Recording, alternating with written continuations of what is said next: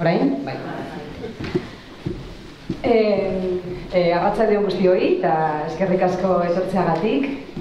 Muchísimas gracias también a la directora del Museo de Arte e Historia de Durango por la invitación a participar en esta jornada en la que, bueno, pues se me ha concedido el honor de poder estar con otras tres increíbles mujeres, ¿no?, compartiendo las investigaciones que hemos hecho, ¿no?, y sobre todo tratando de visibilizar el legado femenino a través del arte, ¿no?, en diferentes épocas, a través de diferentes espacios, estilos artísticos o maneras de comprender el papel de las mujeres. En mi caso ya veis que sobre todo me he dedicado al arte románico, no en exclusiva, pero bueno, sí como aquel vector, ¿no?, que enfoca gran parte de mis investigaciones.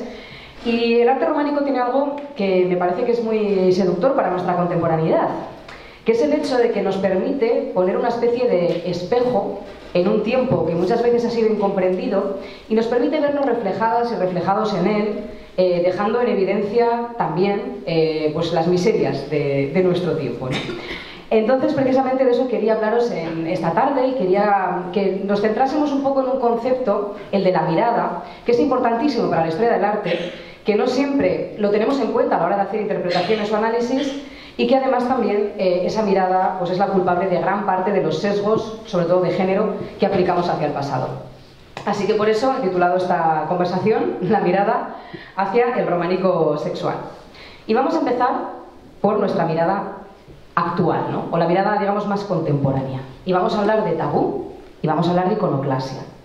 Porque cuando yo me pongo a rastrear las imágenes sexuales en el arte románico, que son muchísimas, de hecho es uno de los grandes temas del arte románico en toda Europa, las representaciones de vulvas, de penes, de coitos, de partos, de lactancia, de todo aquello que tiene que ver con la reproducción, con la sexualidad humana, incluso con metáforas, hoy en día quizá no tan fáciles de leer, pero sí dentro de la mentalidad de su tiempo, ¿no?, en relación con lo sexual.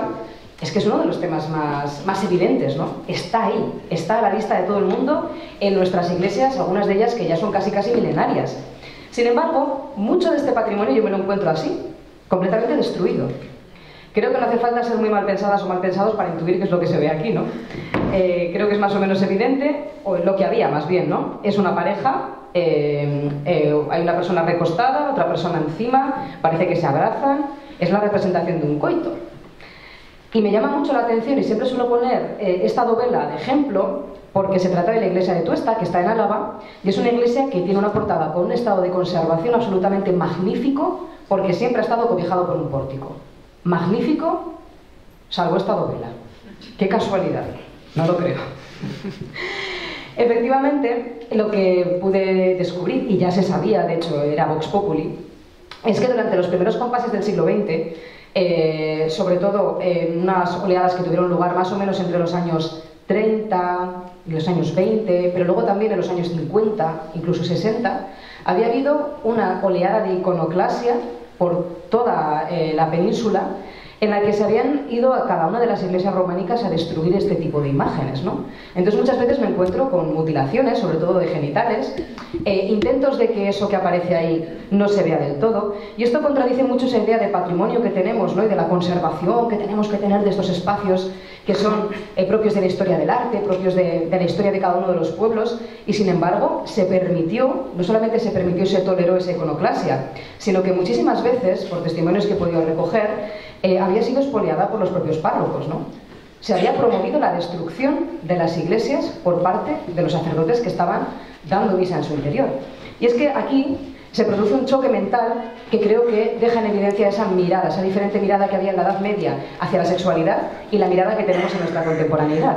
Porque un tipo de imágenes que habían sido absolutamente normales de la vida cotidiana, hasta tal punto que se colocaban de manera pública, evidente, notoria, no en los lugares más invisibles, sino en los lugares más evidentes de las iglesias, que era el centro vector de la vida social de los pueblos, todas esas imágenes sexuales de repente habían empezado a molestar casi 1000 años después, hasta el punto de tener que destruirlas, ¿no? Porque no podían soportar a nivel moral que eso estuviera ahí presente. Entonces, claro, esto lleva a muchas preguntas, ¿no? Si eso estaba ahí y ahora molesta, ¿cuál es la época de la represión sexual? ¿La nuestra o la suya? Bueno, pues ese es uno de los hilos de los que traté de tirar. Y es que había otra cosa curiosa, ¿no? Que no solamente se censura a través de la destrucción propia de las imágenes. Me encontré más maneras de censurar este tipo de representaciones en nuestros días, en nuestra contemporaneidad. Y es que a veces es tan fácil como censurar con las palabras. Había investigaciones, cuando yo leía las descripciones de estos lugares, ¿no? y evidentemente pues, yo veía pues, partos, o me daba cuenta de que allí había un coito, o que había una vulva, pues me interesaba leer qué habían dicho sobre todo ello, ¿no? Entonces me encontraba con que normalmente las vulvas no se ven. Las vulvas, según la historiografía, según los historiadores e historiadoras del arte del siglo XX y XXI, son flores, son elementos geométricos, no son, ¿vale? O incluso, pues, un parto como este que está en la iglesia de Alaiza, que tiene unas pinturas del siglo XII, principios del XIII, muy interesantes sobre la vida cotidiana de la nobleza, que luego enseñaré con un poquito más de detalle. Pues aquí nos encontramos con esta mujer pariendo, y había sido leída, entre otras cosas extrañas, pero esta es la que se lleva un poco la palma, como la figura de Satanás desnudo arrojando sus heces sobre la tierra en posición similar a la mujer que estaba líneas por encima. Es decir, esta señora pariendo, las palabras nos la habían transformado en un demonio, Satanás, cagando. También se había convertido en un exhibicionista masculino, que en vez de lo que tiene entre las piernas, que es la cabeza del bebé, pues se había interpretado como un falo. Es decir, todo menos ver una mujer, ¿no? Entonces empezaba a ser muy sospechoso el hecho de que cada vez que yo veía mujeres o representaciones sexuales en las iglesias románicas, me las encontrara traducidas en la historiografía, en los artículos, en los libros, en las enciclopedias del románico, una y otra vez como otras cosas. Y cuando se reconocía que era una mujer por lo que sea, siempre venía asociado con que eso era el pecado, la lujuria y el mal. Entonces, para mí el sesgo era más que evidente, ¿no? Encontramos también otro tipo de representaciones, como estas que os decía, ¿no? Donde se representan en todas ellas partos, mujeres desnudas, vulvas, en la que, por ejemplo, este canecillo de la iglesia de Oreitia había sido analizado por la historiografía en una enciclopedia del románico como un tonel con 2 agujeros, coma, bastante extraño. O la mujer pariendo, que tenemos ahí al lado, que ahí veis claramente, ¿no? Que asoma la cabeza esta vez sí del bebé entre las piernas, ¿no? Que está pariendo al lado de una casa-torre y un castillo que, bueno, probablemente mi hipótesis es que puede ser la heráldica de Alfonso VIII, con lo cual pues ella de alguna manera está evidenciando el poder, ¿no? El poder político que tiene parir en el contexto de las mujeres de la nobleza de esta época. Esto pues había sido asimilado con la prostituta de Babilonia. ¿Por qué no? Una compleja analogía o alegoría bíblica también viene bien para ocultar a las mujeres, ¿no? O, por ejemplo, la última mujer, ya sé que esta se ve un poquito peor, pero os prometo que poniendo la fotografía bien ampliada y mirando entre las piernas, tiene una vulva y se le ve todavía a pesar de la destrucción del capitel, pues esta que ha sido confundido con Adán. ¿Por qué no? También, ¿no? Es decir, llega un momento en el que ya te cuestionas, ¿no? De qué está pasando para que indefectiblemente no seamos capaces de ver o de reconocer cuerpos femeninos, me da igual vestidos, me da igual desnudos, por qué recurrimos a alegorías bíblicas para interpretarlos, ¿no? O por qué se convierten en objetos, o se convierten en hombres, o se convierten en cualquier otra cosa en vez de lo evidente que es lo que estamos viendo, lo que directamente nos llega a nuestros ojos. Y luego también nos encontramos con otro caso que este me parece fascinante, que es en las restauraciones. Claro, mucho de este patrimonio donde se mostraba esa sexualidad sin tapujos en la Edad Media ha sido muy matizada por las restauraciones del siglo XX, ¿no? Sobre todo.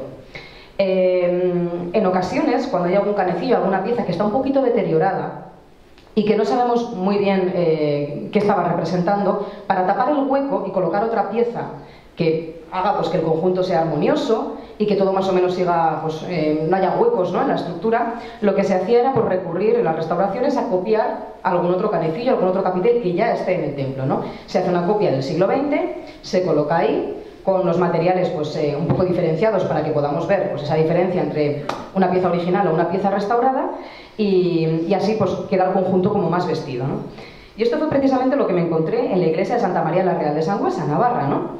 Hay unos canecillos en la zona del ábside en la que se representa a esta mujer, este es el original, en el que ves que hay una mujer desnuda, se le ve claramente la vulva, tiene unos pechos bastante generosos, ¿no? O sea, que son evidentes y visibles, y está con un gesto de abrirse las piernas, ¿no? Para mostrarnos los genitales.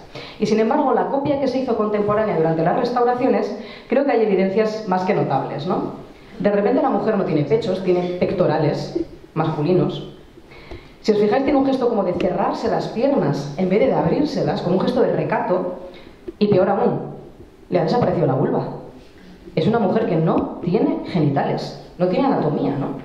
¿Cuán molesto tenía que ser el cuerpo femenino, verdad, en el siglo XX, para que se nos negase incluso la propia representación del mismo, copiando algo que ya estaba, ¿no?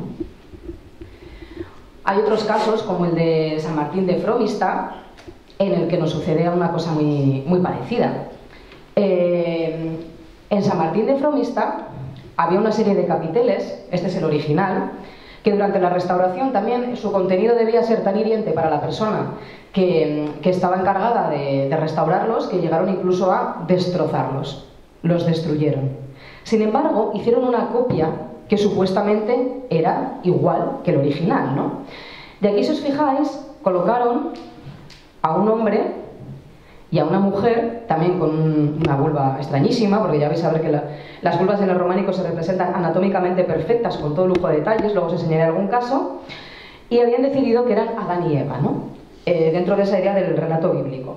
Sin embargo, por ciertos indicios de alguna fotografía antigua y alguna descripción que tenemos anteriormente, al parecer se trataba de una lucha entre dos hombres. Por lo tanto, no solamente hay un interés por ocultar el cuerpo femenino, sino también la diversidad sexual. En este caso, dos hombres desnudos, al lado, también resultaba chocante para la mentalidad del siglo XX y decidieron convertir a uno de ellos en una mujer. Es decir, presuponer en estos capítulos una especie de relación entre esas figuras y además una relación de tipo heterosexual, pensando que era imposible quizá una relación de tipo homosexual, homoerótica o simplemente dos hombres desnudos. No tiene por qué tener una relación entre ellos, ¿no?, en un capítulo. Claro, uniendo un poco todos estos indicios, ¿no?, de cómo nos habían llegado estas obras, cómo se habían censurado en las restauraciones, cómo muchas veces las habían sometido a iconoclasia o las habían destruido, o cómo la propia historiografía nos impedía ver toda esa sexualidad que estaba en la época del medievo, me llevó a darme cuenta que realmente aquí lo que teníamos era un problema de carácter historiográfico. Es decir, que las personas que estaban construyendo el relato sobre el pasado en nuestra contemporaneidad, en el siglo XX-XXI, lo que estaban haciendo era trasladar cierto tipo de mirada, una mirada muy concreta y muy propia de nuestra contemporaneidad, hacia una época en la que esa mirada no existía, o no, por lo menos, no era algo mayoritario, ¿no? Esa mirada historiográfica es una mirada que es plenamente masculina. Es decir, han mirado estas imágenes como si fuesen hombres. Jamás han pensado que estas imágenes podrían haber sido producidas por mujeres. Y de hecho, en mi primer libro, Tierra de Damas, las mujeres que construyeron el románico en el País Vasco, creo que pude demostrar y argumentar cómo la mayor parte de las iglesias habían sido construidas bajo el matronazgo, es decir, bajo el mecenazgo femenino de las mujeres de las clases altas, de la nobleza, que por el hecho de ser ricas y por el hecho de ser dentro de los linajes, no mujeres poderosas, y por ser mujeres, pues habían realizado este tipo de templos, los habían construido, habían puesto el dinero, habían decidido la iconografía, y en ellas estaba en juego la propaganda del linaje que ellas desplegaban y mostraban a su alrededor, ¿no? Entonces, eso no se había contemplado en ningún momento, que estas imágenes podrían llegar a ser producidas por mujeres, como efectivamente en las fuentes nos dicen que gran medida, la mayor parte de ellas, pudieron ser construidas por ellas. Sino que además había como dos grandes líneas historiográficas que dentro de esa mirada masculina o bien condenaban lo que estaban viendo o bien de alguna manera les gustaba. Hay como dos términos en la historiografía del siglo XX, tanto a nivel local, bueno, estatal, ¿no?, en castellano, como también en el mundo anglosajón, en el que se habla de que son imágenes o bien obscenas o bien eróticas. Entonces se le había llamado románico obsceno o románico erótico. Claro, el románico obsceno ya te está diciendo, ¿no?, que hay un juicio de valor, hay un pronunciamiento evidente de la mirada en la que está diciendo que eso que está ahí representado está mal.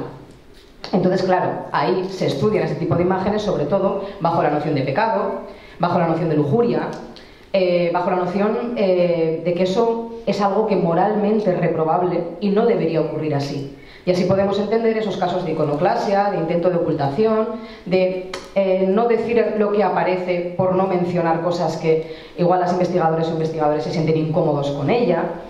Pero por otro lado se iba desarrollando también la idea del erotismo, que también es una mirada profundamente masculina, y en la que se valoraban este tipo de escenas como aquello que incita a la provocación, incita a la sexualidad, y aquí detrás de esta idea de lo erótico se esconde la carga de la mirada pornográfica masculina del siglo XX, que es una mirada construida, cultural, que surge sobre todo en el siglo XIX, que es el momento de mayor auge de la represión sexual, que se desarrolla y tiene sus ecos durante el siglo XX y que considera a las mujeres eminentemente como objetos de deseo masculino.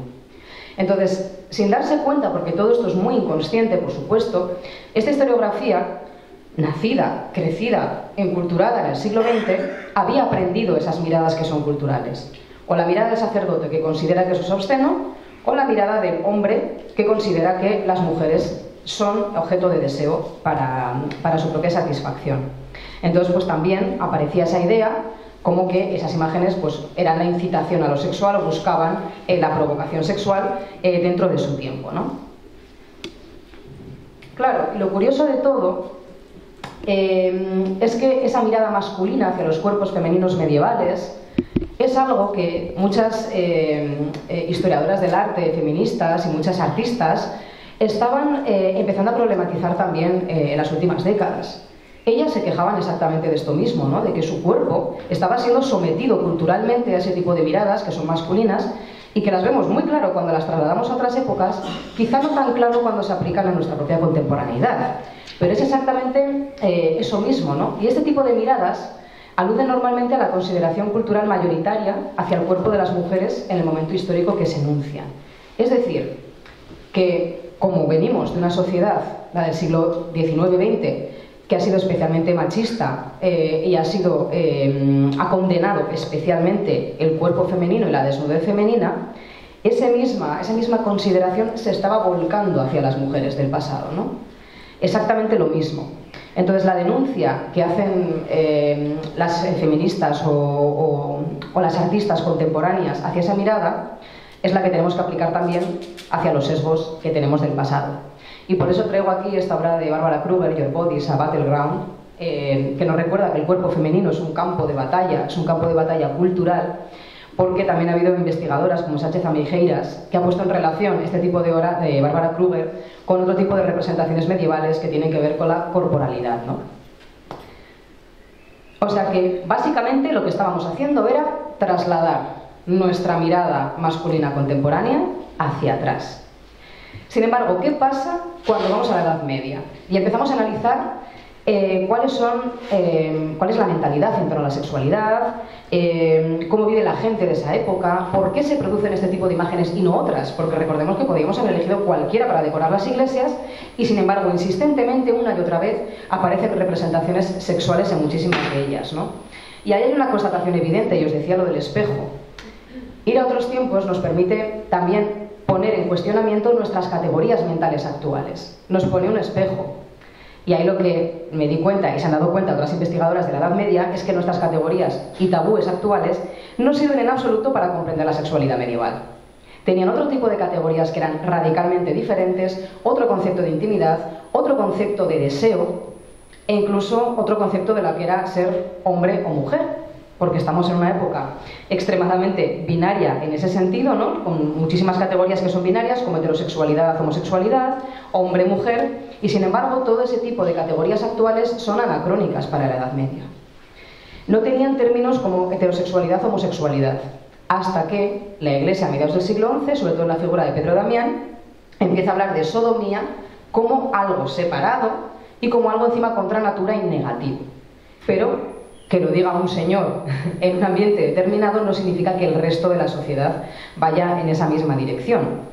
De hecho, todavía en esta época, en los siglos del románico, que van del 11 a primera mitad del 13, lo que nos solemos encontrar es que la mentalidad todavía es eminentemente romana. Hemos querido verles como una época muy teocéntrica en la que la idea que tenemos de la religión, nuestra religión actual, la religión católica actual, la aplicamos hacia el pasado, pero olvidamos que ha habido una evolución, olvidamos que las creencias no se imponen de la noche a la mañana y en esta época todavía hay muchísimos aspectos de la sociedad medieval que se entienden mejor pensándolo como personas herederas de la antigua Roma y de ese modelo de la sexualidad o de ese modelo de comportamiento mucho antes que bajo el prisma cristiano actual. Entonces, claro, a la mínima que sepamos un poquito sobre cómo funcionaba la sexualidad en la antigüedad, este tipo de categorías no existían. porque no importaban. Es decir, sabemos perfectamente de los comportamientos homoeróticos que había en la antigüedad, de mujeres con mujeres u hombres con hombres. Eso no convertía a una persona en homosexual o en bisexual. No existía la categoría. Es que no importaba la heterosexualidad. Es decir, venimos de un mundo donde todavía no se han conformado bien esas categorías, y esas categorías van a ir surgiendo a lo largo del tiempo, sobre todo por efecto de la Iglesia, que va a querer hacer como esa separación. Pero a nivel popular, desde luego, no funcionaba, ¿no? Lo mismo nos sucede con las relaciones de género. Las relaciones de género eran muy diversas. Aparte, depende de qué discurso del pasado acudamos, había discursos, por ejemplo, el discurso médico, que afirmaba que solamente había un género, el masculino, y las mujeres eran un hombre a medio hacer, un hombre mal hecho, o con los órganos sexuales al revés. Pero había un género, que en cierta medida es todavía lo que sigue defendiendo la medicina, porque nunca hace pruebas en nosotras. Si, por ejemplo, acudimos al ámbito de los linajes nobiliarios, donde era muy importante la reproducción para el mantenimiento de la familia, ahí pues tienen una concepción un poco más binaria de hombres y mujeres. Pero si, por ejemplo, vamos al ámbito eclesiástico, nos encontramos que a veces hay incluso 4 géneros. Porque, sobre todo, si tuviéramos que pensar en un factor diferencial para agrupar a las personas en la Edad Media, considerarlas hombres o mujeres, sería el concepto de virginidad. Que esto es algo que yo sé que en la actualidad decimos, ¿cómo? ¿Que si eres virgen o no, eso cambia tu género? Pues según la época, en cierta medida sí. Porque, como sobre todo en hombres y mujeres pasaba el hecho de que fueran hombres y mujeres por la propia sexualidad y la propia reproducción, aquellas personas, como por ejemplo las monjas o los sacerdotes, ¿no?, que tenían un celibato voluntario, entre comillas, las dos cosas, ¿no?, lo de celibato y lo de voluntario. Pues se consideraba, por ejemplo, que las mujeres que habían renunciado a esa sexualidad, como a ojos de la Iglesia, pues ellas eran el foco de la lujuria, pues habían mejorado. Y como habían mejorado, al renunciar a esa condición sexual que ellas tenían, se parecían más a los hombres, que eran superiores. Entonces ellas eran como mujeres virago, mujeres, pero más cerca de los hombres. Había como un tercer género por ahí, y un cuarto género era también el de los sacerdotes por el mismo motivo. Como también a los hombres de la época se les pedía reproducirse mucho, ellos, que se supone que no lo hacían, pues tenían una consideración que eran como más parecidos a las mujeres. Ellos como que se devaluaban. Entonces, entre el género hombre-mujer había géneros intermedios que tenían que ver con la práctica o no de la castidad y de la virginidad. O sea que ya veis que es una cosa muy compleja la sexualidad medieval, como para reducirla con brocha gorda a 3 o 4 estereotipos, ¿no? A todo era pecado o todo era por búsqueda de la reproducción, ¿no? Y además, para complicar un poquito más la cosa, cada grupo social tiene una moral sexual diferenciada. Esto también pasa en nuestra contemporaneidad, lo que pasa es que no nos damos cuenta. Pero no es lo mismo el comportamiento sexual de las clases más bajas que de las clases más altas, que el de, bueno, diferentes sectores de la población, ¿no? O de una persona muy religiosa o de otra persona que no lo es. O de una persona del colectivo a otra que tampoco lo es. Es decir, en nuestra sociedad contemporánea tenemos muchísima diversidad sexual y muchísimas opiniones muy contrapuestas en torno a lo que es la sexualidad. Y nos olvidamos de que el pasado también es complejo. El pasado es igual de diverso que nuestra propia contemporaneidad, siempre. Entonces, reducir la opción de la sexualidad solamente a una, y decir, en la Edad Media el sexo se pensaban que era lo que queramos, es un reduccionismo tremendo, y normalmente, a la hora de hacer ese tipo de sentencias, estamos adoptando la mirada masculina hegemónica de nuestro siglo. Pero no estamos atendiendo a qué es lo que estaba pasando realmente en la Edad Media. Y es que, claro, si nos vamos a la Edad Media, nos vamos a encontrar un montón de discursos que nos van a hablar de la sexualidad desde diferentes puntos de vista. Tenemos discursos religiosos, tenemos discursos médicos, tenemos discursos poéticos o discursos amorosos, discursos políticos, discursos legales, hay normativa, hay leyes que te dicen lo que se puede hacer o lo que no se puede hacer, saberes cotidianos de la práctica de la vida cotidiana, pues para quedarse embarazada, para abortar, ¿no? Normas sociales no escritas, pero que sin embargo pueden aparecer codificadas en imágenes. Discursos cómicos, porque no sé por qué le negamos el humor a la gente del pasado, se reía un montón. Y hay un montón de humor en las iglesias románicas. Entonces no siempre tenemos en cuenta que esas personas no son letras, no son imágenes así sueltas, ¿no? Eran también personas de carne y hueso que tenían sus discrepancias entre sí, sus tensiones sociales, su diferente manera de ver la vida, y pues a veces se suele coger uno solo de estos discursos, se atrapa uno, lo seguimos y entonces ahí es cuando armamos un discurso, ¿no?, sobre lo que era el pasado. Y normalmente lo que ha sucedido con estas imágenes, ahí vemos por ejemplo una dama y un noble que están en la iglesia de Año en Álava enseñando sus genitales, lo que ha quedado de ellos, porque ya sabéis, la iconoclasia del siglo XX, normalmente para interpretar esto, al estar en una iglesia y al estar en una época, la nuestra, que sí que es especialmente teocéntrica y en la que hemos visto cómo desde el siglo XIX y sobre todo el XX, en este país con el franquismo, la Iglesia ha tenido unas cotas de poder que no ha tenido en otros momentos de la historia, hemos naturalizado eso, lo hemos aplicado al pasado y hemos pensado que la única opinión válida para hablar de una Iglesia sería el punto de vista del sacerdote de turno. Entonces, ¿qué se ha hecho desde la historiografía? Acudir a los textos religiosos ignorando todo lo demás. Pero además se han seleccionado estos textos o estos discursos religiosos que tienen un concepto, ya lo veremos, del sexo mucho más restrictivo, ignorando que había un debate en su época, ignorando que había otra gente que vivía de otra manera su sexualidad y que tenía un papel importante dentro de las iglesias, ¿no? Por lo tanto, lo que hemos hecho ha sido coger esos textos sin preocuparnos por el contexto en el que se desarrollaban, ¿no?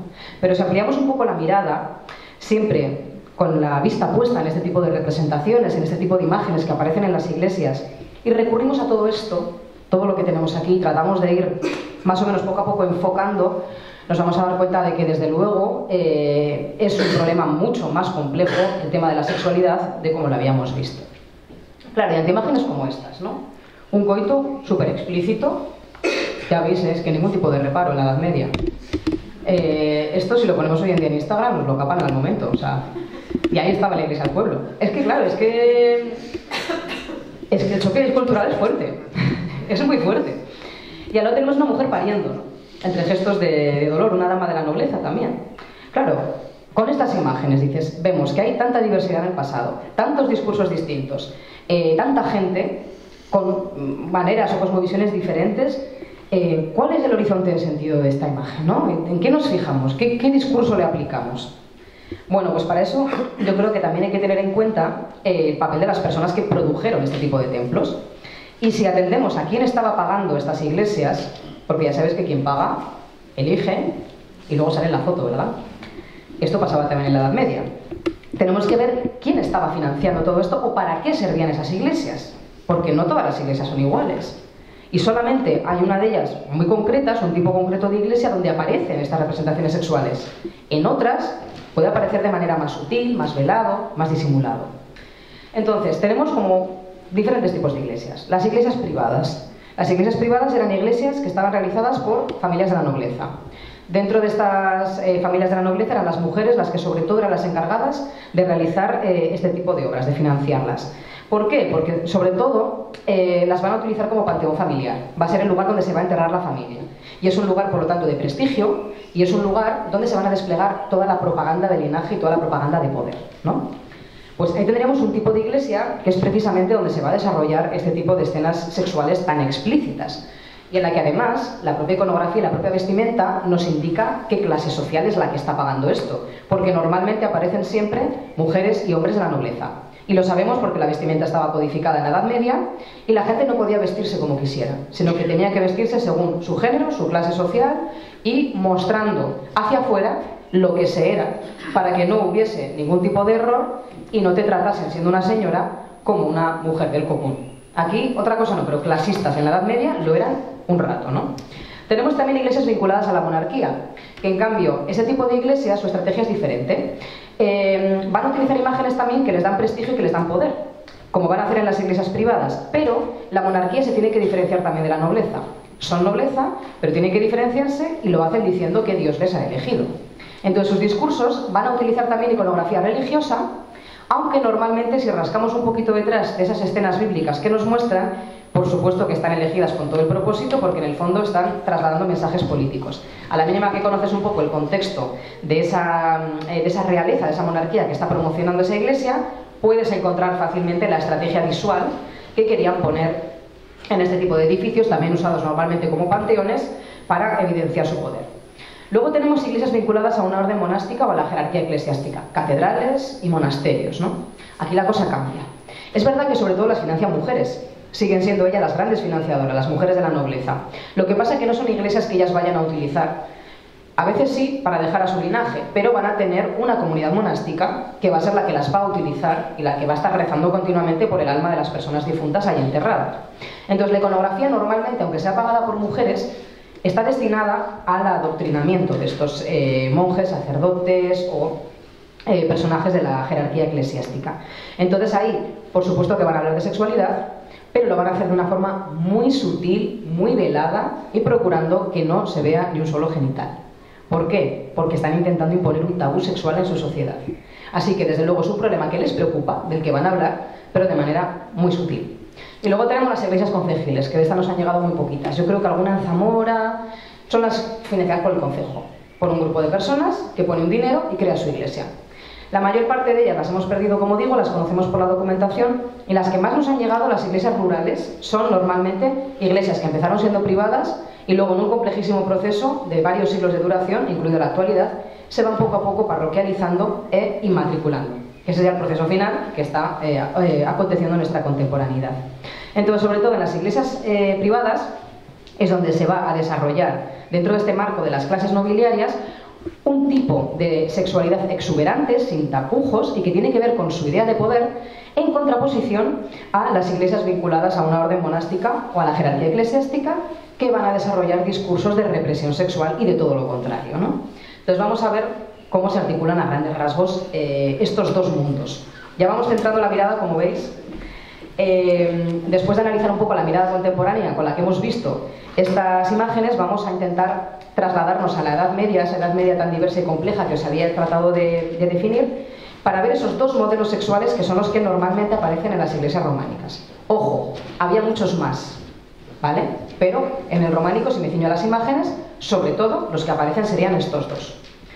Entonces, el modelo sexual nobiliario, yo creo que el lugar donde mejor se ve reflejado todo esto, este tipo de valores morales que tenían en este grupo social, es en la iglesia de Alaiza, que está en Álava, que si no la habéis visto, está visitable y merece muchísimo la pena, donde tenemos unas pinturas del siglo XII y XIII, un montón de representaciones que tienen que ver con caballeros, con damas, y que nos hablan precisamente de los roles de género que se esperaba de esta clase social, ¿no?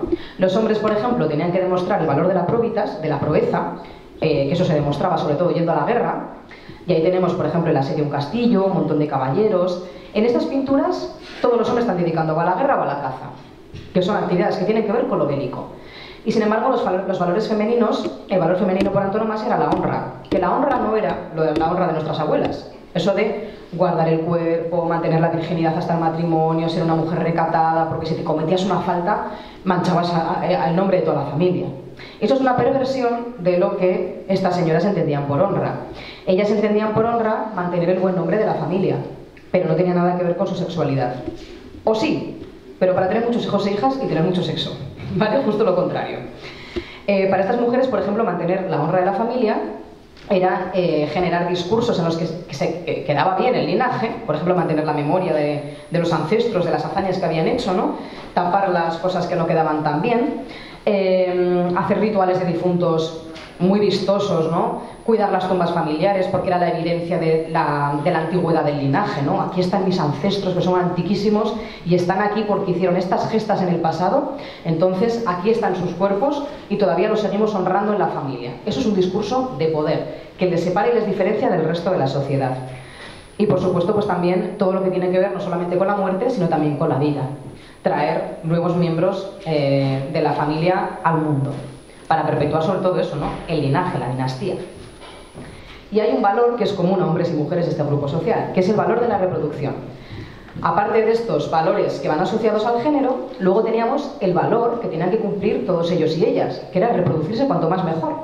Y así nos encontramos con este curioso capitel que aparece en una iglesia zamorana, en Santiago el Viejo, que me encanta porque esto sí que nos trastoca, digamos, todo lo que queremos saber sobre la Edad Media. Esto es una orgía nobiliaria. Aquí aparecen hombres con hombres, una mujer que está cogiéndole a un hombre a cuatro patas así como por debajo, y luego me gusta especialmente la esquina del capitel, porque aquí vemos, por ejemplo, una dama, eso sí, con su toca que indica que es dama de la nobleza y casada, o sea, una señora, la vemos a cuatro patas a punto de ser penetrada por un señor. al que también la censura le mutiló el falo, por supuesto. Aquí también otra señora, también desnuda, que tiene a un señor desnudo encima. Es decir, esto está en el interior de una iglesia, que era una iglesia privada, una iglesia de una familia, incluso sabemos los nombres de algunas de las personas propietarias, porque ha quedado un documento de la época que así nos lo indica. Y esto es un discurso de poder. Claro, ¿por qué aparece de repente toda esta gente manteniendo relaciones sexuales entre sí?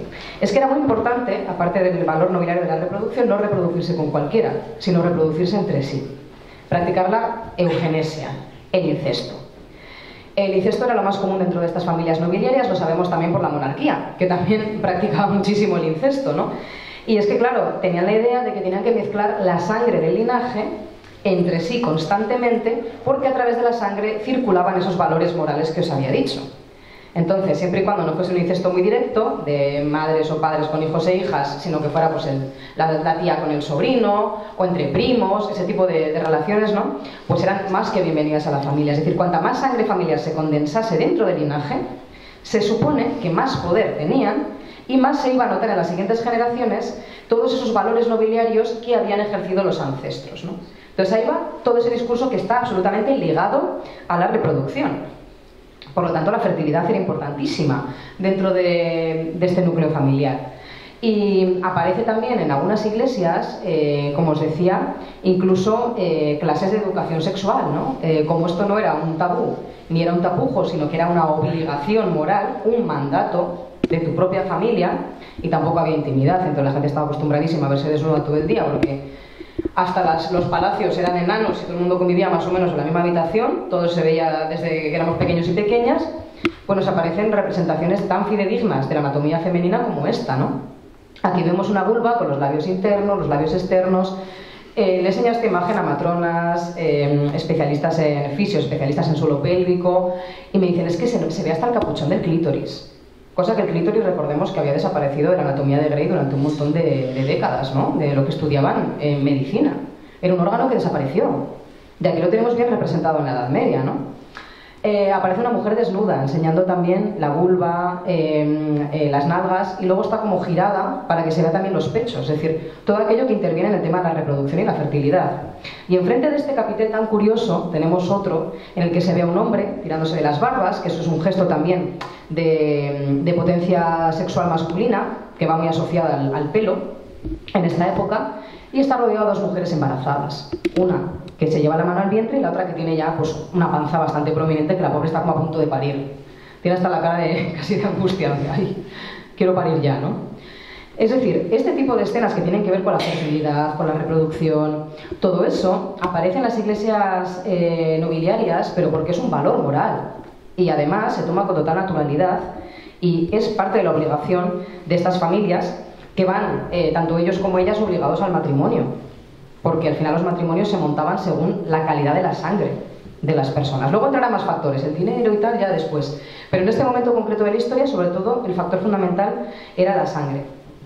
Y además hay un tipo de cuestiones que son interesantes y que también contrastan muchísimo con nuestra contemporaneidad, ¿no?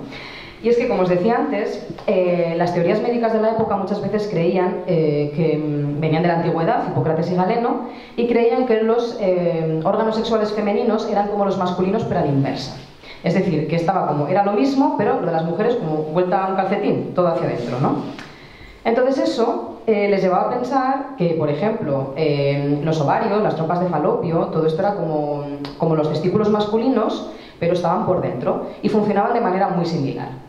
Esto, que es una idea en un principio misógina, pues trajo consecuencias inesperadas y a veces incluso agradables para las mujeres de la época, porque pensaban también que para concebir las mujeres tenían que tener un orgasmo, porque solamente así podían expulsar su semilla, como lo hacían los hombres, y de esa manera la semilla masculina y la femenina se juntaban en el útero y esa semilla estaba cargada de la sangre de ambos linajes. O sea, que eso luego enraizaba en el útero femenino y esa sangre pues iba mezclando y se iba haciendo dentro del cuerpo de la mujer, ¿no? Entonces, era fundamental que encima las mujeres tuviesen placer, ¿no? A la hora de buscar esa reproducción. Esto también tiene consecuencias negativas. Si, por ejemplo, te violaban, según cierta legislación, si te violaban, te habías quedado embarazada, se podía argumentar que en algún momento te había gustado y eso que había empezado como violación, pues luego había sido algo consentido y por lo tanto no había demanda posible, porque tú habías cedido al final, ¿no? Entonces también tenía su contrapartida negativa, pero para estas mujeres que estaban en la obligación de mantener relaciones sexuales constantemente para poder quedarse embarazadas y traer más miembros de la familia al linaje, pues era algo positivo. Así que nos vamos a encontrar con muchísimas representaciones de vulvas, de manera muy explícita, y de genitales masculinos que tienen que ver en cierta medida con esta concepción o esta idea de cómo funcionaba la sexualidad. Por ejemplo, el canon de Avicena nos dice algo muy simpático, ¿no? Y nos habla del orgasmo femenino. Nos dice cómo tienen que hacerlo los hombres para que ellas sientan placer y él dice, es una cuestión médica, es para que lograr la reproducción y la fecundidad. Explica, ¿no? Avicena, que los hombres prolonguen el juego con las mujeres cuya complexión no sea mala, que acaricien sus senos y la región pubiana y enlacen a su pareja sin llegar a la realización plena.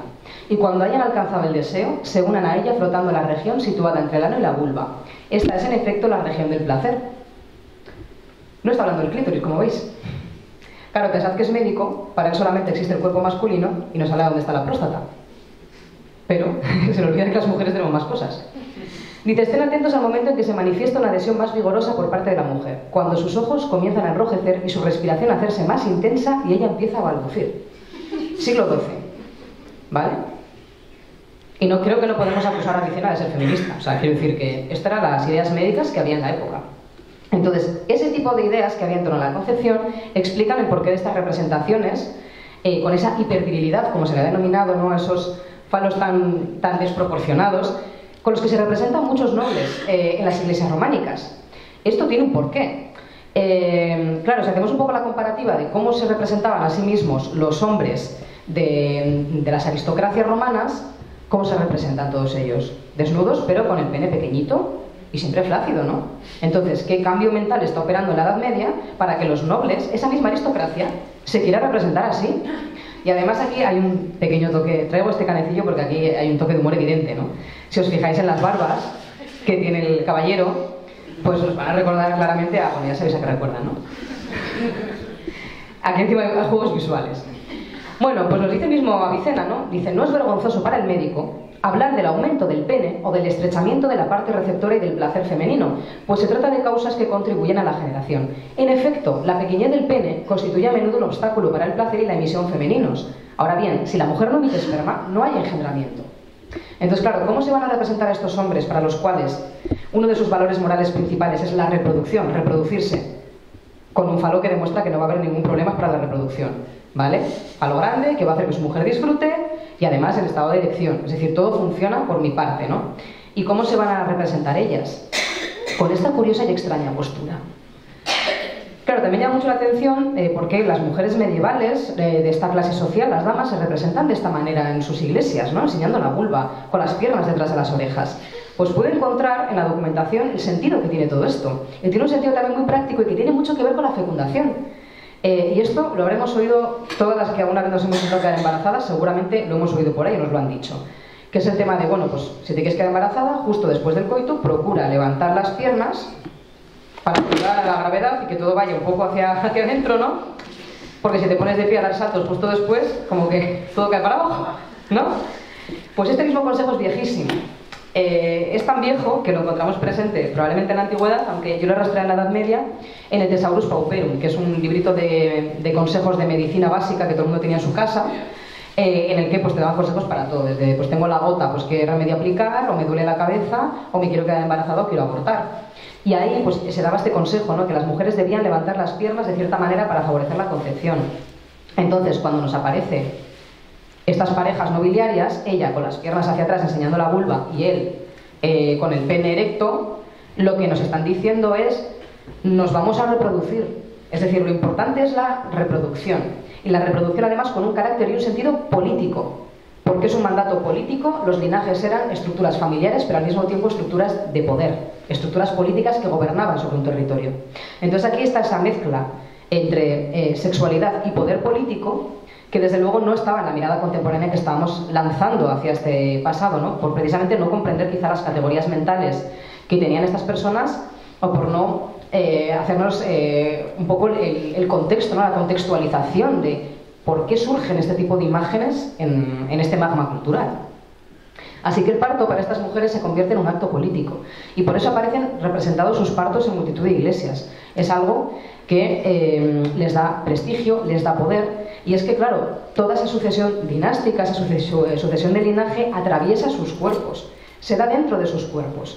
Además se creía que esa sangre que estaba cargada de valores, la de su marido y la de ella, que se unían en esa semilla, después ellas iban dando de comer al feto con su sangre menstrual, que eran las creencias de la época. Pensaban que la menstruación se perdía porque servía de alimento para el feto, por lo tanto ella seguía dándole valores positivos nobiliarios a esa criatura, y después, cuando salía fuera, servía esa sangre menstrual, se convertía en la leche materna y seguía alimentando a la criatura. Entonces, claro, su cuerpo se convertía en una especie de maquinaria para generar descendencia con un sentido y un carácter político, porque todos los valores de los ancestros circulaban a través de su cuerpo y ofrecían ese nuevo miembro a la familia. Y además, ellas sabían que era un sacrificio, porque parir era peligrosísimo, morían a expuertas. Así que ellos, el sacrificio que hacen por el bien del linaje, lo hacen en la guerra, mueren en la guerra para conseguir privilegios para su familia, para conseguir estatus para su familia. Ellas mueren en el parto por el mismo motivo. Así que para ellas el parto era como la guerra de las mujeres. Y esto se contrapone, esta idea del poder político, precisamente a otro modelo sexual que es completamente diferenciado, que es el modelo sexual del clero.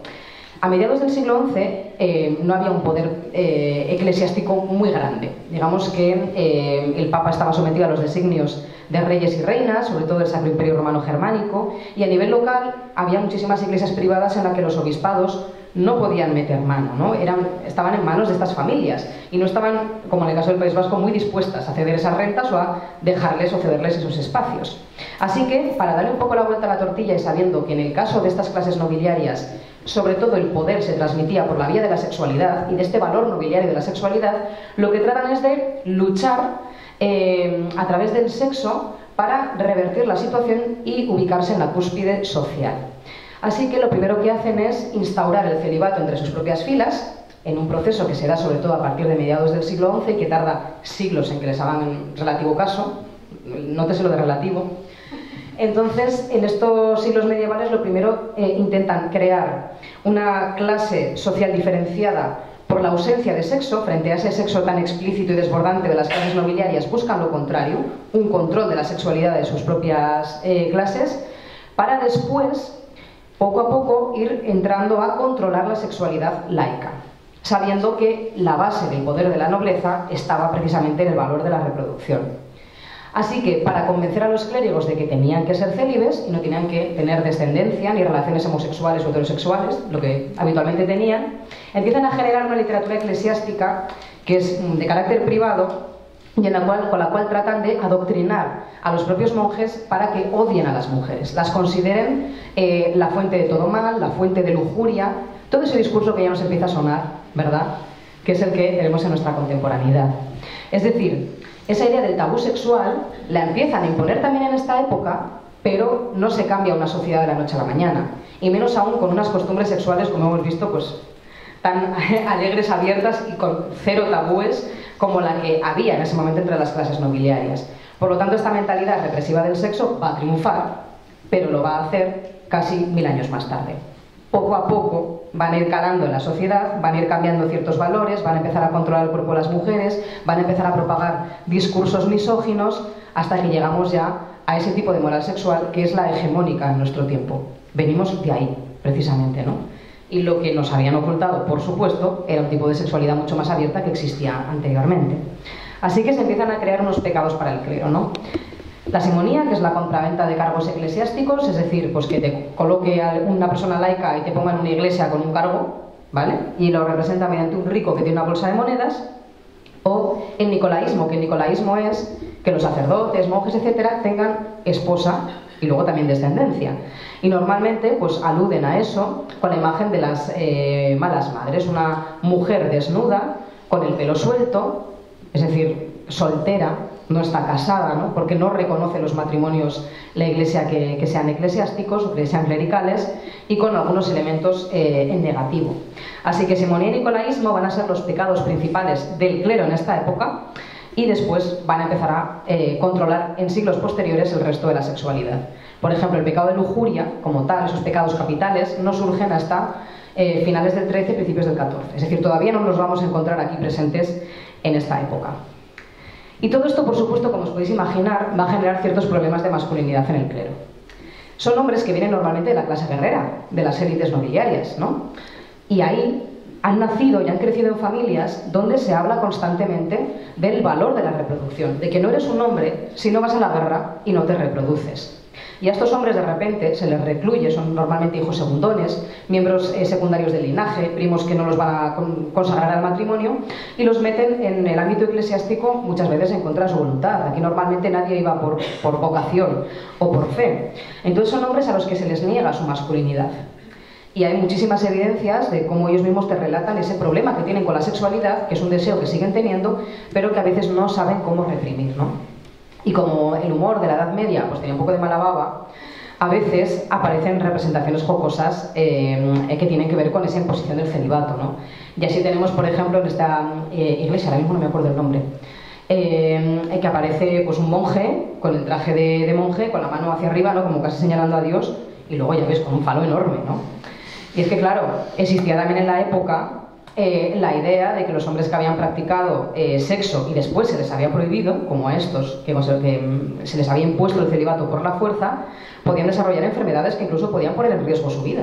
O sea, tenían ese tipo de creencias, ¿no? Podían tener satiriasis, que la satiriasis era como pues, una especie de erección enorme, muy dolorosa, por esa falta de sexo.